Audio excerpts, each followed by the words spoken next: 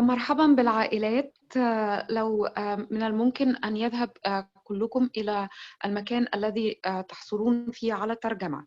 فلو ممكن في أسفل الشاشة سوف تجدوا علامة على شكل الكرة الأرضية، فلو من الممكن أن تضغطوا على هذه العلامة وسوف تختاروا اللغة الصينية Chinese، اللغة الصينية، حتى تستمعوا إلى اللغة العربية. بعد اختيار اللغة الصينية Chinese، لو من الممكن أن تقوموا بالنقر على إصمات أو صمت اللغات الأخرى mute other languages حتى تستطيعوا أن تستمعوا إلى الترجمة باللغة العربية.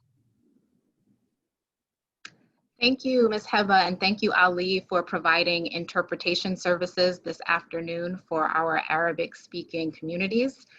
Good afternoon and welcome on this rainy day to the Arabic Language ACPS Reopening Community Chat. My name is Tanika Tukan, and I'm the School Engagement and Community Outreach Manager for ACPS. We do want to thank everybody for making the time to join us this afternoon on Zoom, on Facebook, as we lift up and consider some of the concerns and questions that are really being raised by our families and our parent communities. I know that the questions are plentiful and that our time is not unlimited, so I want to introduce my co-moderator this afternoon, who I know as an amazing volunteer and ACPS parent who has worked really to support and advocate on behalf of some of our highest needs students, Ms. Kadir. Thank you, Tanika. My name is Umayma Kadir. Assalamu alaikum. I'm a parent of a rising 9th grader and 11th grader. I would like to take this time to thank FACE for giving me this chance and opportunity to be part of the chat as a moderator, and I'm sure on behalf, if they will let me, on behalf of Arabic speaker community, I would like to thank Dr. Hudgens, FACE, and all the panelists with us here for their effort and giving the parents the chance to be part of this discussion.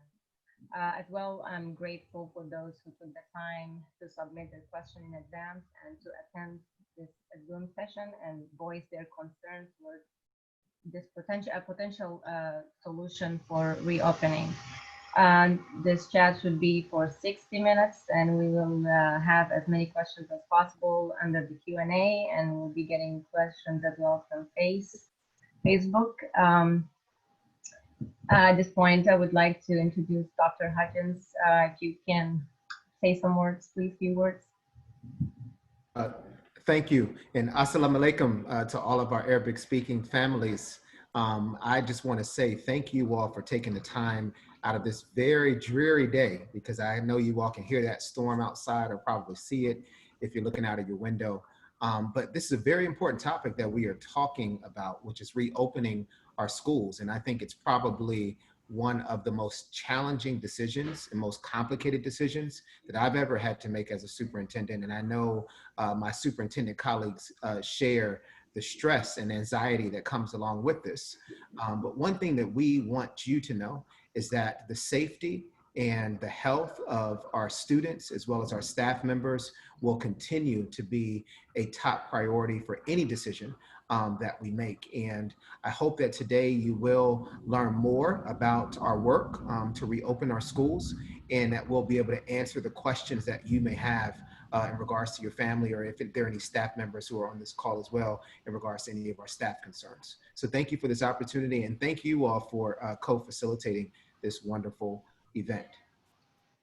Thank you, Dr. Hudgens. I'm going to here introduce the ACPS staff who is joining us today. We have Dr. Stephen Wilkins, Chief of Staff, Dr. Terry Mzdingo, Chief of Teaching, Learning, and Leadership, Dr. Gerard Mann, Executive Director of Instructional Support, Dr. Elizabeth Hoover, Chief of Technology Officer, Dr. Bethany Nickerson, Executive Director of English Learner Services, Terry Warner, Executive Director of Specialized Instruction, Dr. Alicia Hart, Acting Executive Director of Facilities and Operation, Erica Gulick, Director of Capital Program Planning and Design. And Mr. Daryl Sampson, who's the Executive Director of Student Support Teams. He's joined us for this chat this afternoon. Thank you, Daryl, for your time. I think we'd also be remiss if we didn't give a shout out to Miss Nasiba, who is the division-wide Arabic speaking parent liaison, who was with us this afternoon and is monitoring the Q&A box on Zoom so that we can take your live questions. We definitely want to give her a shout out and thank her for her time as well. Thanks, Ms. Nasiba. Thank you, Nasiba. Based on the question we received, we have them in 3 different topics, and we're going to try to dedicate equal blocks for each topic. We're going to start with the delivery of instruction, health of safety, and a mix of technology, childcare, and other questions as well as we receive them. Please also feel free to post your questions in the Q&A, and Tanika and Nasiba will be monitoring the questions coming in. And if we weren't able to get to all the questions, it will be on the FNQ after the series of the community chats are concluded. Great.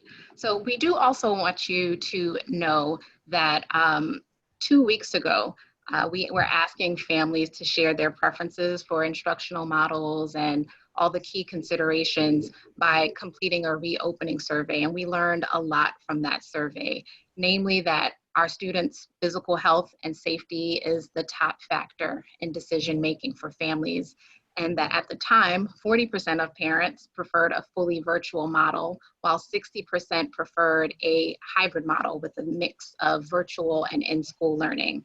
So today we're kind of flipping roles, so to speak, and engaging the ACPS leadership community in a conversation about the reopening process that's based on the questions and key issues that our families have let us know are important to them. Perfect. So we will start with the first topic, which is instruction delivery. Again, please make sure you post your question in Q&A. أولياء الأمور لو سمحتوا خد أسئلتكم وسماع الترجمة في الجلوب باللغة Chinese. The first question is there going to be a choice available, hybrid or virtual, for our families? They get to decide which choice is better for the situation.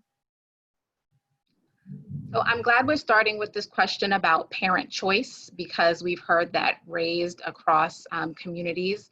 I don't want to assume that all of our families have been following along with the FAQs though, or reading the ACPS Express. So I wonder if we could take a step back first and either Dr. Mann or Dr. Mazingo provide just some additional information about the 2 models that ACPS is evaluating and some of the discussions that are taking place with the planning teams, and then talk about parent choice.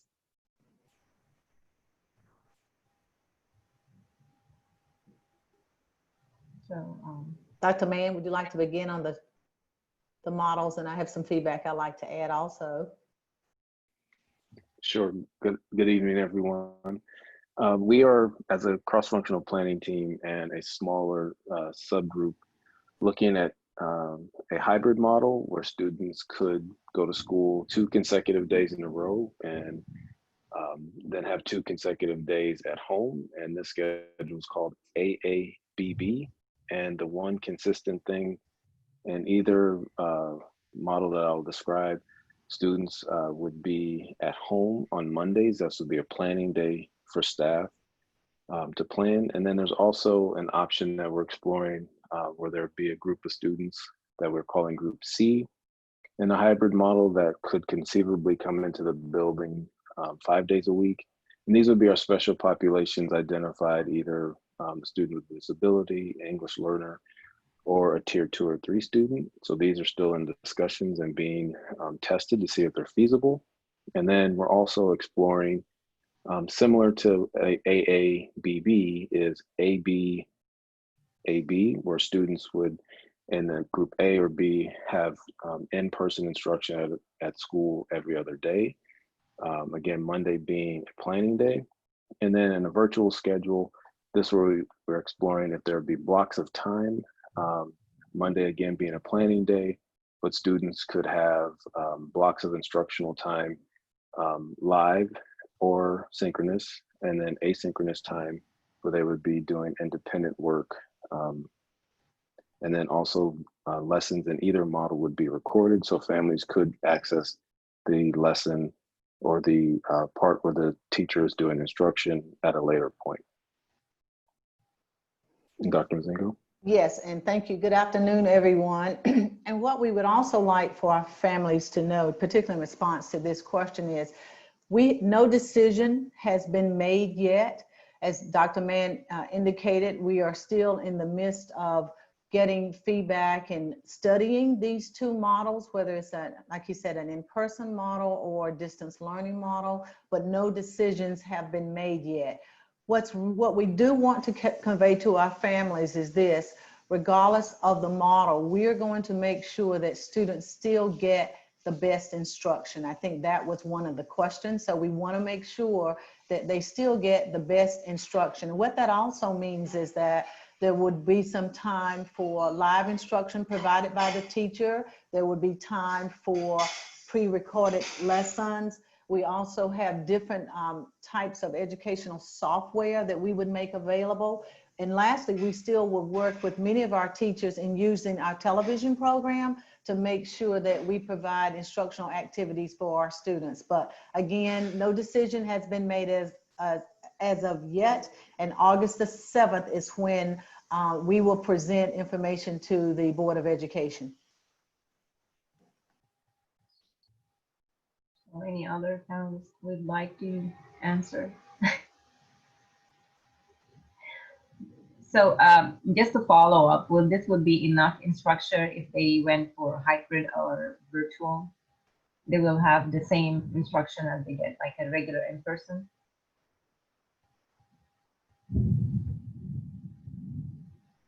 One of the concerns that we've heard from the parent community, thank you, Ms. Kadir, is the question of whether or not children will receive enough instruction. So there have been comments about summer learning and there only being 2 30-minute sessions. So what will look different in the fall? So thank you again. Thank you for that particular question. Actually, I just met with the team. We were talking about that today and what would look different. What is going to look different is that in the previous models, the schedules have been a little bit flexible, right? And so what we're going to propose and do going forward, regardless of the model, is that because we know that families might have more than one children at home. Families also are having to manage the work life, manage the instruction. So we are going to also propose schedules that have a little bit more definition. And what I mean by that, we just talked about this. It could be that at 8:30, there's an activity from 8:30 to 9, and then there's a little bit of a transition, could be a wellness activity. We might go from there to a literature circle, but we are gonna provide more structure, more instructional activities, more resources, so we can define with teachers and principals and others the school day regardless of the model. We know that that has been a concern in our previous models, and that is a lesson learned. So yes, there will be a variety of instructional activities and ways to engage students and throughout the instructional day going forward. And I'm really we're really excited about that. We're excited about that because it gives us an opportunity to create some different types of activities. We were even thinking today about how we could use our media specialists to maybe do literature circles through Zoom. So to make a long story short, there will be some different instructional activities to ensure quality instruction for all of our students, regardless of their levels and needs. Just wanted to add to what Dr. Mazingo said, just to reiterate something, and that is, and it's already been said, but there's been a lot of lessons learned between March and June in how we deliver instruction, how we engage, our students. And we've heard from, our families, our students, as well as our staff members around how we can just better serve our students if we continue with this virtual arrangement or learning environment. And one thing that we are committed to is making sure that we provide professional learning for our staff because no one went to school, including the superintendent, to know how to do all of my job online and virtually, and everybody is kind of like experiencing this significant learning curve at this time. And we want to just make sure that our staff is equipped to handle the virtual learning environment. And we also want to make sure that our families and our students, that we provide an equitable learning experience and not an equal learning experience like it was between March and June. And what I mean by that is, from March to June, we gave everybody, in grades 3 through 5, some type of technology device. We gave everyone who didn't have internet access some form of internet access, whether it was a Khajiit or whether it's through some of the different companies that we had for internet service. And we were all about getting everybody the same thing. Now we are shifting to making sure we give our families and our students what they need, not what everybody else has. So some families may need the technology device, the internet access, and then also they might need a special training on how to use that technology device or how to use the resources that their child is engaged with throughout the day. And we just didn't provide those services before. So I hope that you all will allow us to kind of enhance and refine the work that we did from March to June, and just to make the experience a lot better than it was. Yeah, thank you. I think your answer, Dr. Hodges, kind of linked to this coming question, is about parents asking about how to contact teachers for helping kids in doing their homework and assignments. And the other one is if they don't know how to check their grades. Many times the grades are not updated. And there will already not enough time for them to make up the work to improve their grade. And other parent was asking if usually when they go into Power School, they usually don't see the grades updated, especially for 3rd, 4th, and 5th graders. And also other one was asking about if they're emailing the teachers for getting the grades, if there's a way to have all these grades as a central place. And if there's any possibility to train the parents to be able to help their kids at home. So I can start with that question, and Dr. Hoover, you may want to help a little bit with the Power School, but we've had this I think in the summer program, but we want to communicate this even more, in that our teachers will have office hours, and it could be on those planning days that Dr. Mann mentioned earlier, but there will be time set aside for office hours. And that means for our families to be able to, obviously contact a teacher, or it could mean that the student may get some additional support. But there is a commitment for teachers to hold office hours. In addition to that, I know that as a part of the schedules, regardless, there will be an opportunity for students to get tutorial support. The principals actually had a discussion about that the other day, and building time, especially in the elementary schedule, for either intervention or acceleration, but for students to get additional support. Again, I had a great meeting today with Dr. Hoover, the Chief of Technology, and we are looking at developing a resource for families that will really help families be able to access the instructional programs and resources. But we really want to be able to make sure that you have something as a family that you can access that provides you support in supporting your child. So they're in the process of developing that, but I think that is going to be an excellent resource for our families going forward. Dr. Hoover, I didn't know if you wanted to comment a little about the Power School. Sure. So for Power School, our teachers in grades 6 through 12 use the Power School gradebook, and that is where they maintain their grades. Elementary school teachers do not keep their grades in Power School. So if you have a student in elementary school, you would not find their grades there. Elementary teachers just grade differently than teachers in grades 6 through 12, where that gradebook works for them. And I believe, again, it's been said a bunch of times that we've had a lot of learned lessons. The grading policy was different last spring. So I think that one of the reasons teachers were not maintaining their grade books is that we had a new grading policy. But I think as we move forward, we're working through the different expectations for teachers as we move into this next school year. And then finally, just to add on to what Dr. Mozingo said, we do really want to make sure that parents and families can access the curriculum more easily what their students are doing. We also learned that we need to do a better job teaching our families how to use the tools also. So we are developing lots of videos, and we're making sure they're translated in multiple languages. But we're also looking at doing some more sessions like this, so we can really walk through our different tools so that you have a better understanding and you know how to support your students at home. That's a really great effort. Thank you so much. Moving forward to the question, the third question, I think, is related to special education. What service will be offered to children with ADHD and other special needs? And is the one-on-one tutoring is possible? I would welcome the opportunity to answer that question for our families. So we will have extensive special education services available for students with all disabilities. And all students who have individualized education plans will receive targeted direct instruction. We are looking at a multitude of different ways to provide those services.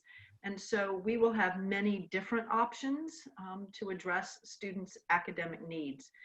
One-on-one instruction will be a part of that. We are looking, as Dr. Mozingo made reference, to the office hours and the breakout rooms and some of the tutorials that principals are talking about. All of those things will be available for students with disabilities.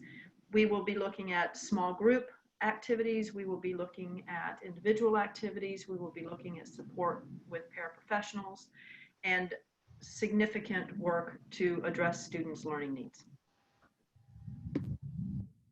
Thank you for that, Ms. Warner. We actually have a couple of live questions that I want to pose to the panel, and one of them is related to the office hours that Dr. Mozingo mentioned earlier. We have a parent who is asking if teachers will be able to follow up regularly and directly with students and parents if the student isn't doing assignments or is struggling with classwork. There's a sense that some parents don't know if students are completing or if they're missing assignments. So my answer and my comment would be that absolutely yes, our teachers should be following up, should be responding. And I think that's some of the lessons that we've learned along the way but we also know the value of the teacher staying in contact with the family. I think also as a part of that is making sure that we have the right contact information so that our schools will be able to contact our families. So for our families, it's just making sure that the schools have the essential information as a expectation of the school and the teacher, yes, absolutely, to make sure that there is contact and information to families. And that'll be built also, again, as a part of those, that's some of the lessons learned, but as a part of that schedule. And I think it's even more necessary in this environment, right? In particular in a virtual environment, that we have ways in which we are progress monitoring and that we're staying in contact. We also will have some expectations developed for our students. There are expectations as to, completing assignments and things like that. But the answer is yes. Thank you. You're welcome. So moving to our second topic, which is health and safety. I just want to remind parents again, أولياء الأمور الرجاء الضغط على علامة الكرة الأرضية للترجمة، الترجمة العربية تكون تحت Chinese. So the question is, how will students be able to stay 6 feet distance on the school, buses, cafeteria, hallways, gyms, playground, classroom, and other spaces in the school? How are we going to maintain the 6 feet distance? Thank you for the question. I'll, on behalf of facilities and operations, I'll take the opportunity to answer that question and welcome any of my fellow panelists to jump in if need be. The key to ensuring social distance in our spaces will be to reduce the amount of people that we have in each of those spaces. and also to potentially alter the activities or the way we may have done things in those spaces to ensure that we're able to maintain 6 feet social distance at all times. Some of the things we're looking at are using some more of our outdoor spaces for learning, as well as limiting two-way travel in hallways and other things like that. The cross-functional planning teams are working through developing those different building-specific plans to ensure we're able to maintain social distance. So obviously there's the logistical component to that question, but there's also the practical component that parents worry and wonder about, like how do you keep kindergartners from hugging each other or hugging their teacher? So I wonder if Daryl, if you want to chime in here, if you have any thoughts there. Sure, I think a lot of it is going to be really about setting those expectations with our students at the very beginning of the year, and then working with facilities in particular to make sure that those spaces and those distances are outlined, particularly for younger students, that there are some visual cues and reminders of perhaps where they should be on the floor if they're sitting, making sure that those desks stay there, and again, reaffirming with our students, I think repeatedly, particularly in those first several weeks, what the expectations are across the board for social distancing. In addition, we need to think about making sure that there's regular hand washing that's occurring, that we're using any sort of sanitizers or other ways that we can make sure that we are regularly disinfecting, ourselves, and as well as the use of masks within schools.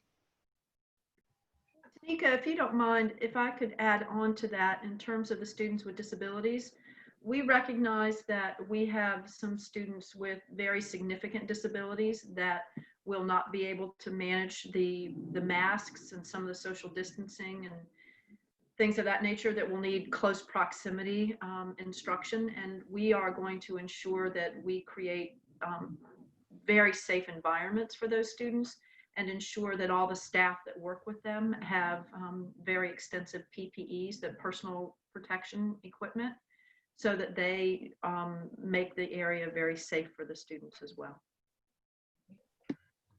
Thank you. Thank you.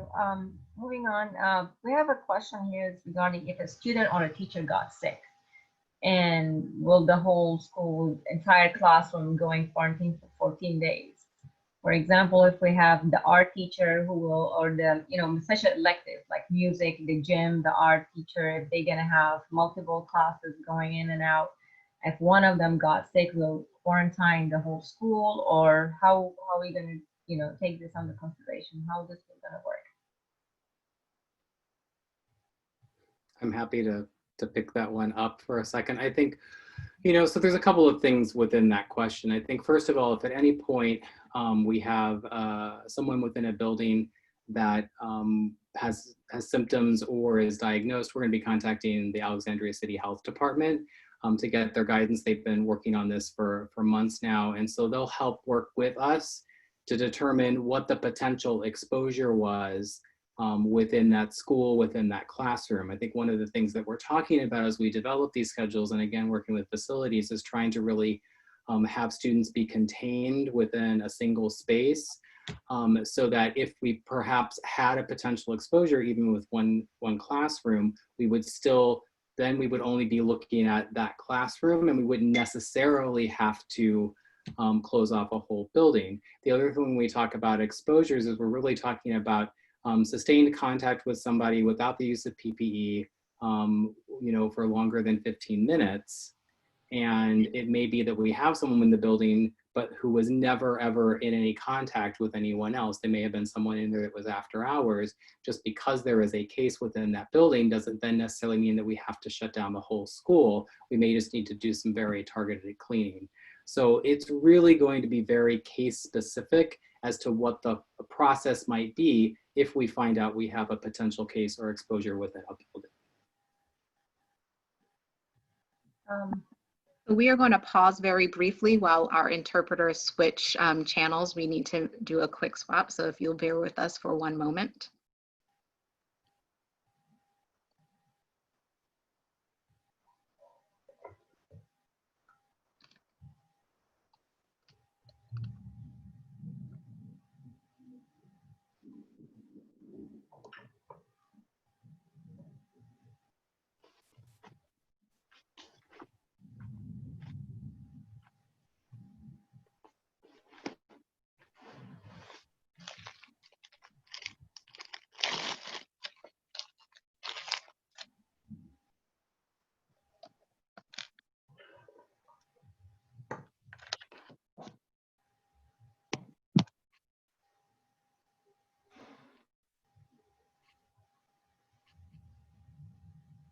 طبعا الآن سيتم تغيير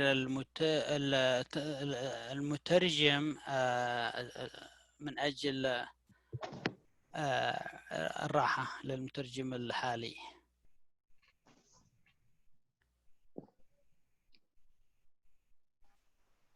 And so any parents who were in the Arabic channel will need to rejoin that channel. If Ms. Kadir, if you could let them know. السلام عليكم. في الحالة دي محتاجين المترجمين غيروا، فممكن تعيدوا الدخول لعلامة الكرة الأرضية واختيار اللغة الصينية عشان تبتدوا تترجم من أول وجديد.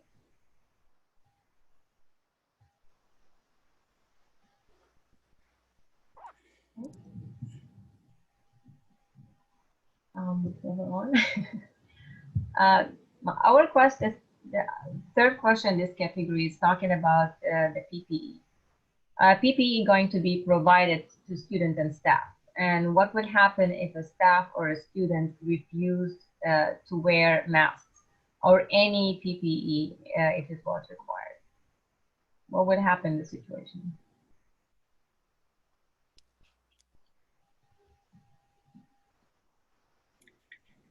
The Health and Safety Cross-Functional Planning Team is working to develop the protocols on PPE and what will be required for students and staff.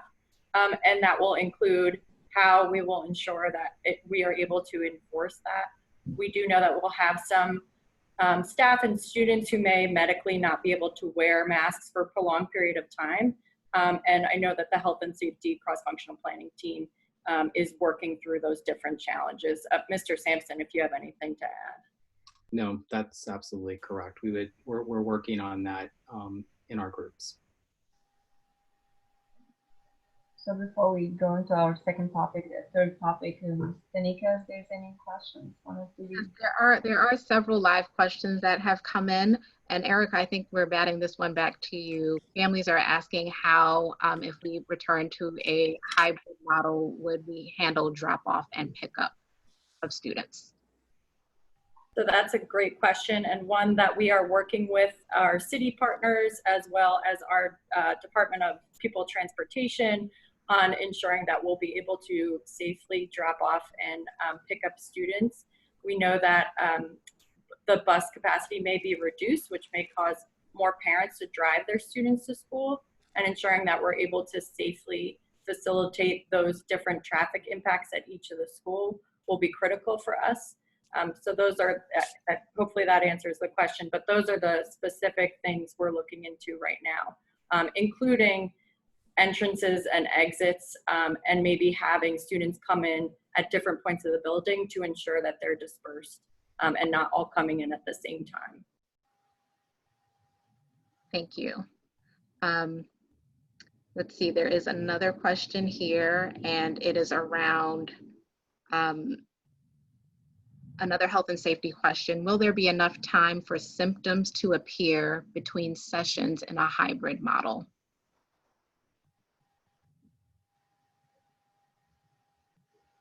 I think that's a really difficult one to answer because we know that we have situations with COVID where people have COVID-19 but are completely asymptomatic. Certainly the hybrid model that we've been talking about, the AABB day and then the Mondays with the planning, will allow for some time to elapse between sessions where students are in school. Is it going to be is it going to cover all of the potential time for symptoms to develop? Probably not, but it will give at least several days whereby if a student was potentially exposed and then developed symptoms, we would be able to take action and consult with the health department at that point. Thank you. We continue. Okay, moving on to our third topic, which is mix of technology, childcare, and other questions that are going to come in. The main question here, which is I think is a problem that we always face, is the information, getting the information and messages to parents. And a lot of this information that comes home are not translated in all languages, and some of them that are translated doesn't make any sense, or they cannot be read. There is any way to improve this? Yes, thank you for that question.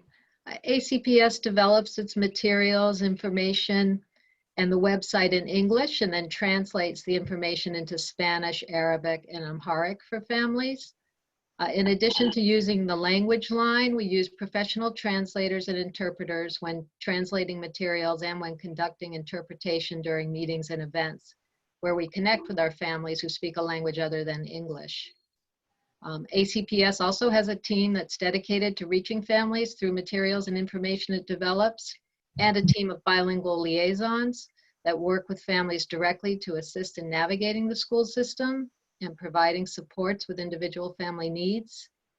Our team is currently working on ways to expand these efforts to ensure that we reach all families, particularly at this time of school buildings being closed. If any translated material is confusing or doesn't make sense, however, we certainly want to know about that so that we can correct it. And we'd ask that you please contact the FACE Center and through the telephone number where you can reach support in Arabic, which is 703-927-7095. And you could also email our language access manager, Victor Espinosa Sanchez. But we do want to know about it and get the information out correctly. So please do contact us. Thank you. Thank you so much. The next question is regarding Chromebooks. Can students pre-K to second grade receive tablets or Chromebooks if there is a need to continue online learning? And one parent saying, my family cannot afford to get another device. So what will happen in this case if for pre-K to second grade? Well, I'm very happy to answer that question because we are providing Chromebooks next year for grades 2 through 12. And for students in pre-K, kindergarten, and first grade, they will receive a tablet. So all of our students pre-K to 12 will have a device. If there's still a need for internet access, you will be able to request internet access for your house. And that access, that device will support all of the students in that household.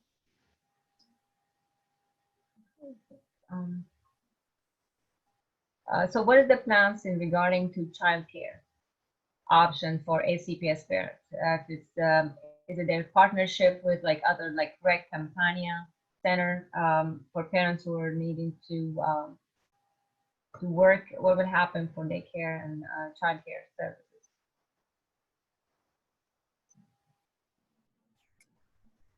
So we do share a lot of our facilities with our partners like Recreation, Parks, and Cultural Activities, as well as Campania.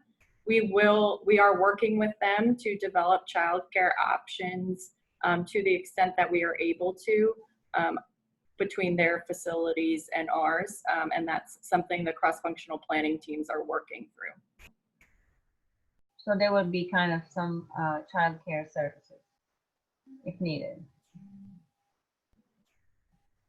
Well, we're still, as Ms. Gulick mentioned, we are, first of all, we do have a current partnership with Campania in the Rec Center. We also know that with Dr. Hart, some of those individuals within those particular organizations are actually on the cross-functional team. And this is one of the areas of discussion. In fact, next week, we have a small breakout that will be looking and discussing this notion of childcare. No decisions have been made yet, but this is something that we know we need to be able to produce a plan on, or how we can meet some of those needs. So it is being discussed, and we do, sorry, my modem kind of went out a little bit, sorry, with the lightning. Sorry about that. I'm back though, I'm back. But anyway, yes, we do have, as Ms. Gulick indicated, we have a tremendous partnership with REC and Campania, and they are a member of their cross-functional team, and this is a topic that we are addressing and will present a proposal at some point. Because we also know that this is a major concern, not only for our families, but also some of our employees. And I think one thing that's important to reiterate to our community is that we understand that some of our families, they have to work. They have to go to work. They're essential personnel. And we understand that, you know, some parents just don't feel comfortable even having their kids at home, even if they're at an age where they can be left home alone. They just don't feel comfortable with that. So we're going to put all of those things into consideration with whichever model we choose, and just make sure that we're using some of our community partners to help us with providing just some additional options for our families. And very different from what we did from March to June, because March to June, I mean, everybody was kind of on their own in a sense. And we know how challenging that was. And we want to try to make sure that if there's anything we can do, that we're providing some additional options for our families. But more information about what those options will look like will be coming soon. It really is just going to depend on which model we choose, whether the hybrid or the 100% virtual. Yes, thank you, Dr. Hutchings. It does look like we have a couple of, or quite a few questions and comments that have come in through the live Facebook and Zoom Q&A boxes. So I wanted to follow up on one. It looks like there's some chatter around the survey results, maybe some disbelief in terms of the preference of models. So families have asked how many families shared in the survey, and if we can share out the percentage of the total number of families by community. Yeah, we had over 11,000 families who participated in the actual survey. Of that, it was roughly 60% of the families opted to have a hybrid approach for learning. And I think that, you know, that was a couple of weeks ago. You know, there's some new information and decisions that have been made in our region that's now making some of our families probably just reevaluate the decision that they made. So we're going to be polling our families again on August the 3rd. And at that time, families and staff will have more information around, you know, the direction we're going for our recommendation. So it won't be more of a hypothetical type question. It's going to be, this is what we're planning to do, and kind of like what your response is to our recommended model.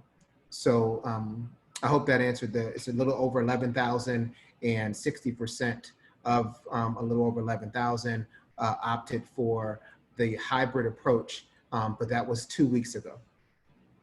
And I understand that there are some additional details in today's ACPS Express. So parents, if you are not signed up for ACPS Express, we encourage you to visit us online to sign up so you can receive those messages. And for all of our Arabic speaking families who have a preferred language for Arabic in PowerSchool, you should have received a text message today with a link to that information. So please make sure that you're checking your messages. Another live question, and this is back for you, Bethany. I think we missed this when you responded to the earlier question around translation. A parent has asked, can we ensure that schools don't use Google Translate, that contributes to some confusion? Yes, thank you for that feedback, and we can discuss that with schools. We do have translators on staff to support translations that are going home, and can support schools in that way through our central office translators. Thank you. We have several questions. Do you want to do live, or we go back to other questions? I think we have one more live question.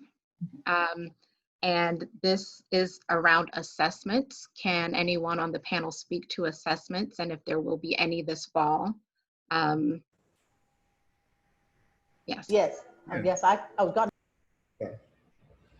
Dr. Hutchings, you go ahead. And then you can follow up. I was going to say that there will be a number of different types of assessments. You know, one thing that we didn't do from March to June was that we were not really assessing where our students were in the academic progress that we're making. That's a lesson learned for us. You know, if we're not assessing where our kids are, we don't know if, you know, whatever learning environment we put them in, if they're actually gaining knowledge.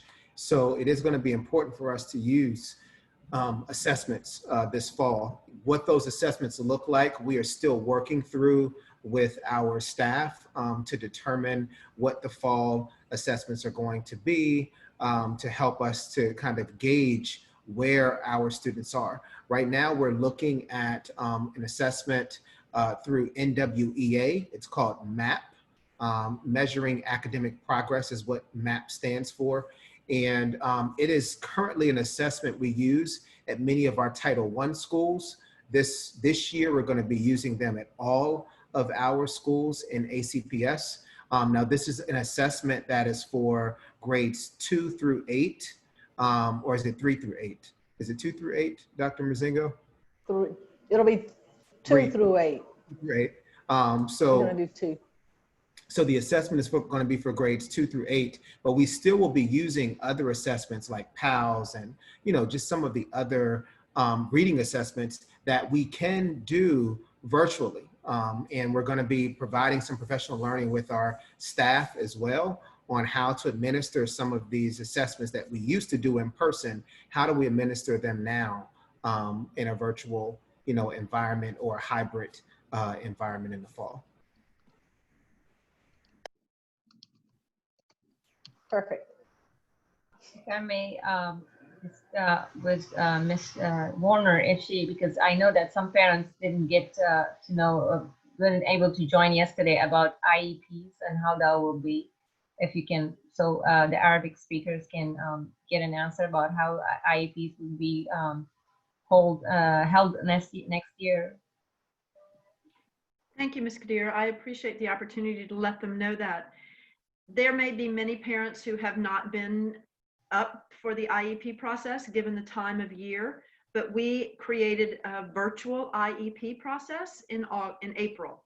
And that process has been working very well with the several hundred IEPs that we have already done to this point. So we conduct IEP meetings, and we do them either through a Zoom format like we are today with translators, obviously if necessary, or if parents can't participate for whatever reason in a virtual format such as this, we bring them in over the telephone. So we conduct all of the regular IEP meetings. We're meeting all of the timelines and all of the federal and state requirements for those IEPs, and we are getting them done with school-based teams and with parents on a very regular basis. So at such time that a student's annual date comes due, they will hear from the student's case manager or teacher, and an IEP meeting will be scheduled, and we'll follow the exact same process that we do when we're face-to-face in school. And we will also continue with progress reports. We've sent progress reports out at the end of the third quarter and the fourth quarter, and we will be doing progress reports on a regular basis again next year. Thank you, Ms. Warner. So I think we are running out of time. We have a couple more questions live, or we continue with what we have received earlier. I think if you have one more that we've received. Yeah, one of the questions is like, how many children we're going to be allowed in a classroom? So the number of students allowed in a classroom will heavily just depend on the size of that classroom. And since our classroom sizes vary across all of our schools and even within our schools, there won't be a standard number. However, we will apply social distancing protocols in all classrooms. How about the kids? What, like in a day off, like for the hybrid model, what will the kids in their day off will be doing? Are they still going to be doing virtual, or what would happen in their day off for the hybrid model students? So our teams are still finalizing specifically what students will do depending on which model that we choose. Our staff, excuse me, are still working on that. One thing that they are discussing is making sure that students still have access to our tutor.com. So if there's like additional supports that are needed for students, that they have those opportunities to do that. There also is going to still be some recorded instruction that students can follow up on. You know, those are some things that we are working through as well. but we are trying to now finalize like what the day of a student will be in either the virtual option and what the day of a student would be in a hybrid approach. So we're finalizing that information now, but you'll have more clear details on August the 7th.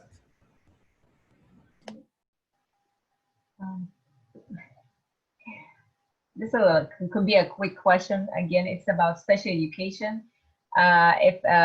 If the school went virtual, in this case, for special education students that need to be in school full time, what will happen in this case?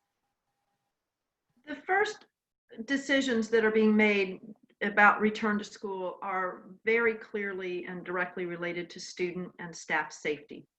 So we are first making sure that we can ensure that all staff and students who return to school can do so in a safe manner.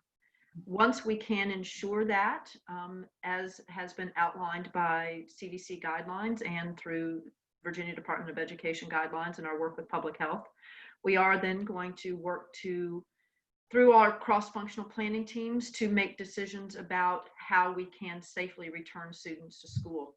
Students with disabilities are definitely a priority group, and we will make decisions as to what the best way to return those students to school is.